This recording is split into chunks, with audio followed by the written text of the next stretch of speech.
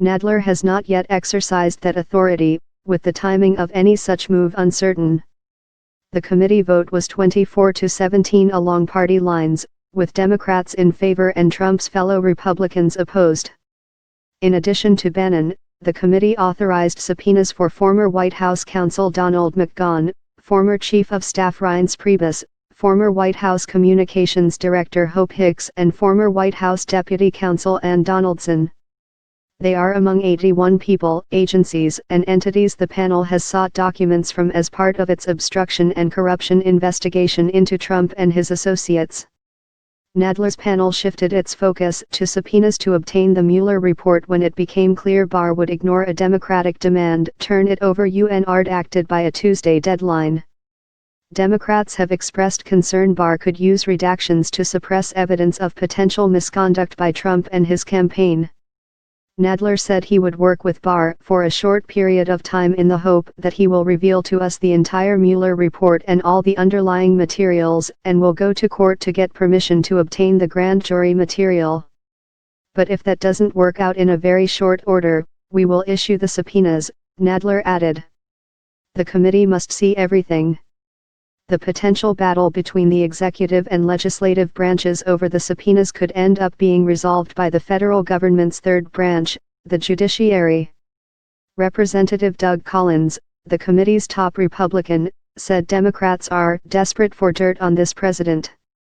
This is reckless. It's irresponsible. And it's disingenuous, Collins said. It's also confusing since the Attorney General is doing exactly what he said he would be doing, making as much of the report public as possible under federal law and departmental policy. It was not clear how likely the Justice Department would be to hand over subpoenaed documents.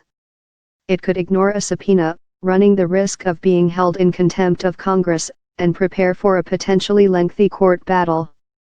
Intelligence Committee action. In another development, The Wall Street Journal reported that the Democratic-led House Intelligence Committee, led by Trump critic Adam Schiff, is seeking an interview with and documents from a top organizer on Trump's inaugural committee.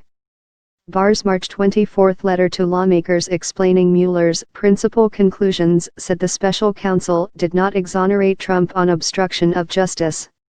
Barr himself subsequently concluded that Mueller's inquiry had not found sufficient evidence to warrant criminal obstruction charges against Trump.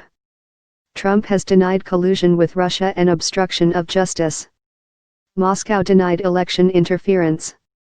Mueller and U.S. intelligence agencies concluded Russia used a campaign of hacking and propaganda to harm Democratic candidate Hillary Clinton and boost Trump. Democrats have pledged to fight all the way to the U.S. Supreme Court to enforce a subpoena and obtain the full report. Trump ally Lindsey Graham, Republican chairman of the Senate Judiciary Committee, wrote on Twitter that the House panel's demand for classified information and grand jury testimony was dangerous and ridiculous. The Justice Department declined comment. Priebus declined to comment.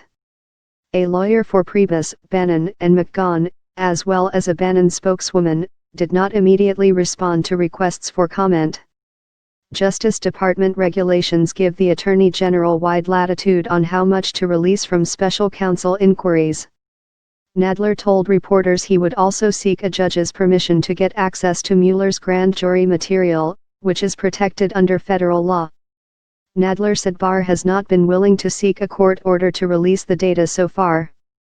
Republican Representative Jim Sensenbrenner said he would be willing to join legal action to obtain the grand jury material and predicted other Republicans would as well, noting that the House voted overwhelmingly last month for the full report's release to Congress.